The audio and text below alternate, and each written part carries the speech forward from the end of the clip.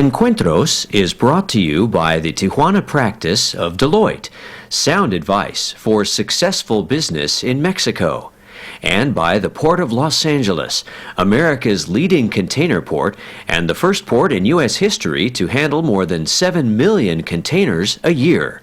The Port of Los Angeles is committed to balancing growth and development with a broad-based environmental program and diversified community outreach.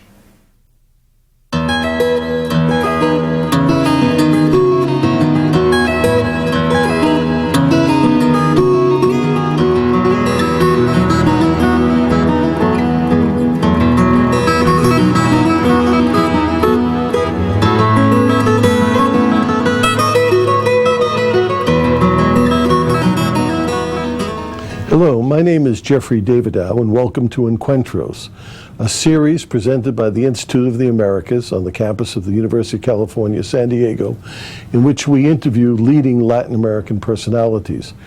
Our guest today is the governor of the state of Baja, California, Governor Eugenio Elorduy Walter. The governor was elected in 2001 to a 6-year term, and he is one of the leading governors in Mexico. Thank you for coming.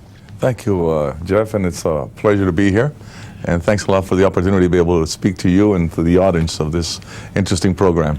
Well, let's talk about the relationship between Baja California and Alta California, if we want to call it that way, the state of California. How are things going? What's happening in terms, for instance, of investment in Baja California? I know you've had a number of big companies that have come in recently. Yes, Baja California has been progressing, especially in the last 3 years.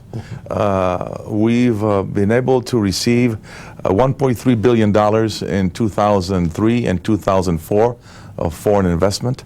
And also, we've been able to create about 12% of the total jobs created in Mexico.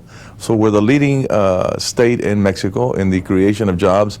And also, we're very, very happy to be able to get important companies, worldwide companies. We've had an automotive manufacturer from Japan just started producing in Tijuana, Toyota.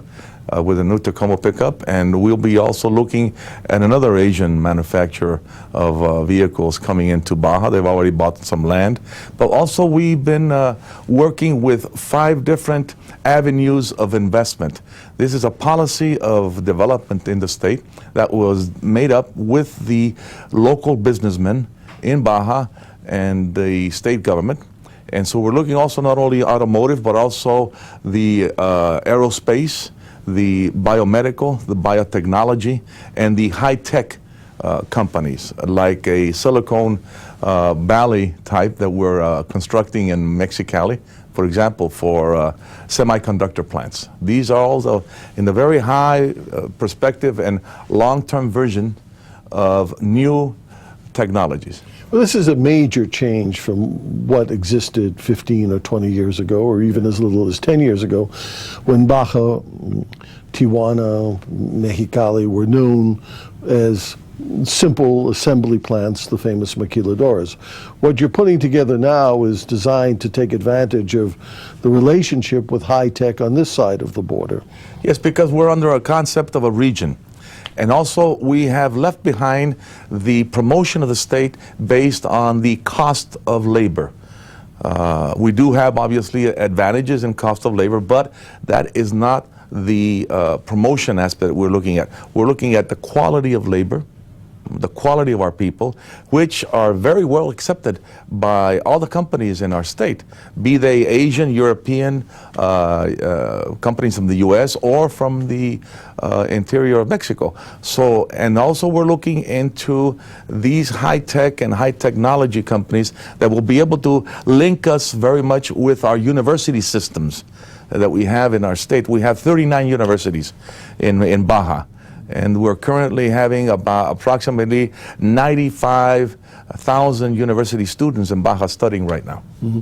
One of the big issues that concerns industrialists and individuals is getting across the border rapidly. And of course, we all know after 9/11, things got tougher. the numbers of individuals crossing went down, but that's now gone up. And in 2005, we are seeing levels of crossers higher than in 2001. Is there more that the state of Baja California and the state of California could do to make the process of crossing easier? Recognizing, of course, it's a federal issue, but in terms of transportation, ports of entries, roads, do you have any plans in that regard? Well, we've been talking as a region because the San Diego County and the San Diego City businessmen also have this problem because a lot of them go across to Tijuana, for example, or into Mexicali, and they work during the day and they have to come back in the evenings where they live over here on this side of the border. So we have tackled this as a regional effort, because certainly there is a long line of waiting, crossing in the morning, maybe 2 hours, 2 hours and a half, and it gets worse obviously in the weekends. It hurts our tourism also because people take a long time to come back. And it's a federal situation. We've talked with the approval and support of our president and with his cabinet members, with the area of Homeland Security, which controls this aspect, to be able to get them to recognize one thing.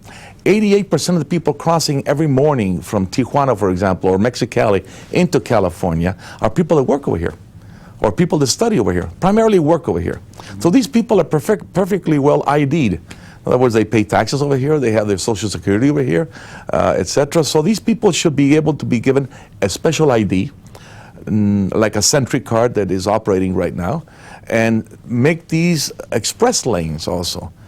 Because these people, again, are not terrorists, obviously. They're working people. People have families and everything. And we're looking into that aspect. Just recently, when the fast express lanes for commercial purposes were installed in Tijuana and Mexicali, which permits companies that are certified to be able to cross their merchandise in less than a minute, because the driver's ID'd, the truck is ID'd, the merchandise is checked and everything before it hits the border. We're trying to get that also, and we talked to Secretary Ridge when he was obviously leaving office this past month in January, to get him also to give us a big push and get these passenger people that cross over every morning into a higher and faster system. And it's a regional effort. We've done some good things also through the Greater San Diego Chamber of Commerce and through the San Diego Dialogue also.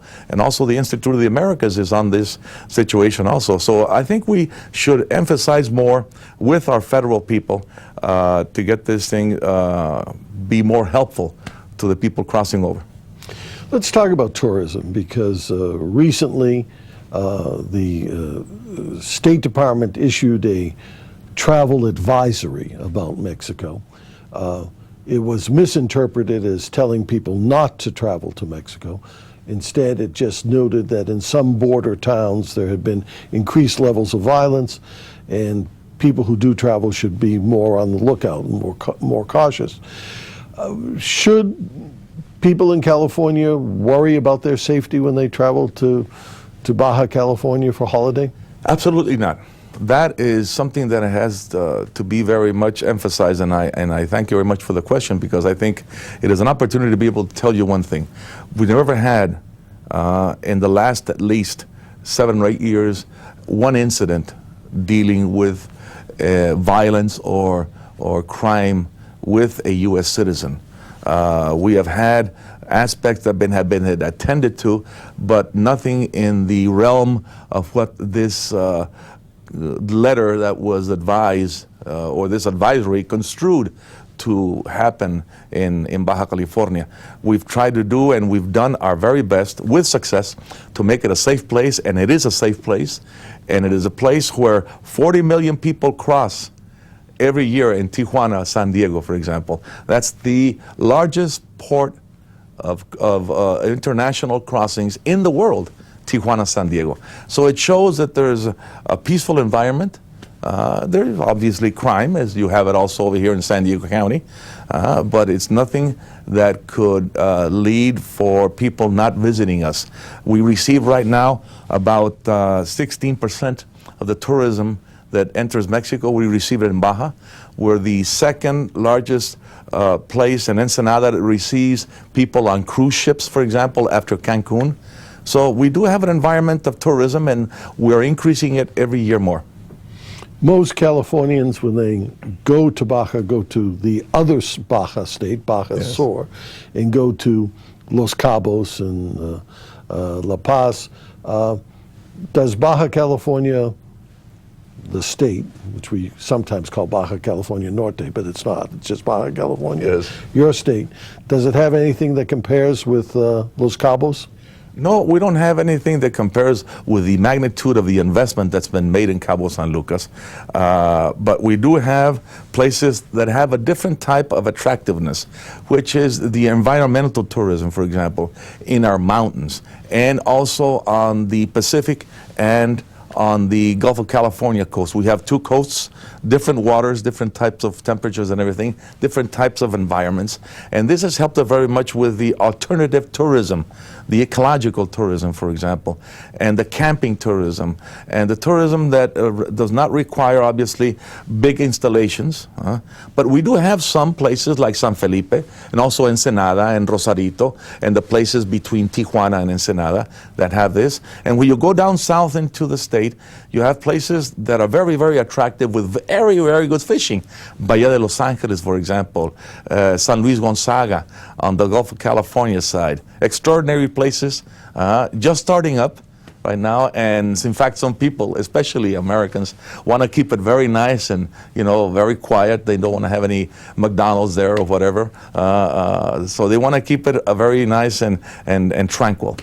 You've done a lot of work in the Sea of Cortez, the Gulf of California, to make sure that that remains protected. Are you satisfied that the Sea of Cortez will be a pristine place for generations to come? Yes, we are very, very committed to that. On the 5th of June last year, we signed with the President of Mexico, Vicente Fox, and the 5 governors surrounding the Gulf of California, an agreement to be able to determine the rules and regulations to be able to protect the Sea of the Gulf of California, or the Gulf of the Sea of Cortez, but also give it a place for development of families and of investment on the shores.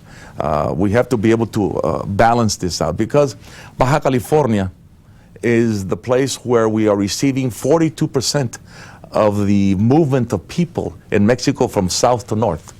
And these people are staying in our state. So we have to be able to take advantage of what nature has given us, but protecting it. In other words, we should be able to have a balanced development with nature, but at the same time offer people the opportunity to have a better life from other places that they left. So we are now working with the environmental secretary of the Mexican government, these 5 state governments, and be able to come up with the support of certain special citizens groups, the possibility of finishing up these rules and regulations by the end of this year and protecting this Sea of Cortez. Great. Now, let's talk a little bit about Mexican politics. President Fox was elected in the year 2000. He cannot succeed himself. We'll see presidential elections in 2006. Now, I'm not going to ask you to make predictions, but what are the big issues? What will Mexicans be voting on in 2006? Will it just simply be who's the most attractive personality, which sometimes happens in campaigns, or are there real political issues that and economic issues that will form the basis of the electoral campaign? And we should note that, of course, as you know, that the election campaign is in full force in Mexico. It's still, 2 years away or a year and a half away, but there's no question that candidates are already out there presenting themselves and what have you. But what do you think is going to happen? Well, let me tell you one thing. Democracy is very tempting. It tempts people to be able to look for the opportunity to serve other people. And that's what's happening in Mexico.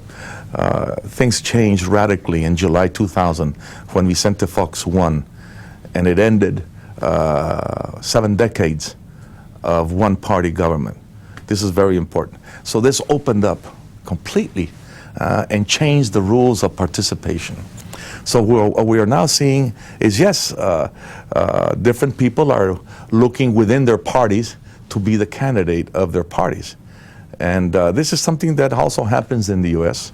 You have these presidential elections every 4 years, but 2 years before, everybody starts getting, a little bit restless and starts looking for the primaries, etc. In Mexico, we are seeing that. And what will people be looking for in 2006? Quality of life, which means the possibility of a job, the possibility of getting my children educated, even though I might not have had more than 3 or 4 years of education. The possibility of having a home where I can raise my family in a safe place, with water, with sewage possibilities, with electricity, a park where my children can go and play in the afternoon after they come back from school. The possibility of also living in a community that will furnish me also with the possibilities of playing sports, of learning about my culture, being able to, if I want to go see a symphony or a show of Mexican artists, be able to have it. In other words, people in my country are, I think, a lot as people in every country. They are not sophisticated. They do not look for people or candidates that promise them huge, monumental objectives. They want to have an opportunity of a better life. That's what will be the nucleus, really, of a good candidate that will offer them realities, not demagogue, not populism, not rhetoric. People are aware. The Mexican voter is now in control. He knows that his vote now counts in Mexican elections, and that's very good. There is a general perception that the great expectation that accompanied Fox's election for change in Mexico has not been fulfilled. And there are people who blame the president, other people who blame the political opposition, other people who objectively say it takes a long time to change a society. But you're part of the president's party. Does the fact that most people in Mexico are somewhat or in some measure disappointed with the lack of rapid change, is that a burden that the candidate for your party is going to have to carry? Well, yes, because as is normal, when you're in office, you receive an X amount of loss of credibility or loss of trust. This is natural with any public official in office, because not everything that is presented as an objective at the beginning sometimes can be realized. But one thing I very well know, people know that Mexico is different now than before 2000. They value very much the opportunity to be able to speak out and not be intimidated like they were before. They feel that they are free and not be able to be censored. They are now be able to speak and not lose their jobs. This is something very valuable, and Mr. Fox has obtained that. Number two, he has kept the country stable economically. This is very important, because by this time in other elections, Mexico will be very restless economically and be looking, at the inflationary rate, the exchange rate with the dollar. Now this has not happened. Also, Mexico has been achieved also by President Fox a political stability. We are not having right now things that would worry us in our elections, state elections or city elections. This is something very valuable that people treasure very much, and I think they will recognize that with Mr. Fox and to his party. But also, growth is climbing. Last year, 4.5%, which is very good for Mexico, and we will get, I think, and climb more this year in 2005. So things are looking better. Things are looking good. People are keeping their jobs. They're getting better jobs. They're getting better educated. They're getting a better quality of life. This counts a lot for the voter. Sometimes sophisticated analysts lose track of reality, and they talk about a lot of things that people don't really care about. Let's talk about the role of a governor in Mexico, because one of the changes that started to come about during the 1990s, even before President Fox was elected, were constitutional changes in Mexico that made governors a lot more powerful, gave them a lot more authority and responsibility than they had, let's say, 10 or 15 or 50 years ago. What can you do now as a governor? What kinds of authorities do you have that, let's say, your predecessors 10 or 15 years ago could not do? And how do you use that power? 15 years ago, and I would say before 1989 in Baja California, the governors were subservient to the President of Mexico. All the governors. All the city mayors were subservient to the state governors. And the Congress was subservient to the President of Mexico. It was a straight line from top to bottom. What happened now, especially with Mr. Fox in July 2000, the governors are now in full command of their decisions with their state Congress. And they are very much in work, especially in Baja California, with the city mayors, which respond to the city councils. And the governor responds to the state Congress, and they work together with the judicial system. That is also happening in the interior of Mexico. So now governors are more in command and do not have, in fact, the governors from another party different than mine are now feeling the freedom that happened with July 2000. Because now they are now be able to speak their minds much more openly. In fact, the power of that party to which they belong, the different one from mine, they are now the head people in that system because they now control budgets, which they did not be able to freely handle before. So this is a particularly important structural change that happened and is now working in benefit of the state governments and city governments in Mexico. I think you put your finger on it when you talked about budget, because state governments and municipal governments now control much more of the total governmental spending in Mexico than they did as little as 10 years ago, a much higher percentage. One of the things Baja California is doing for California is helping California with its energy problems.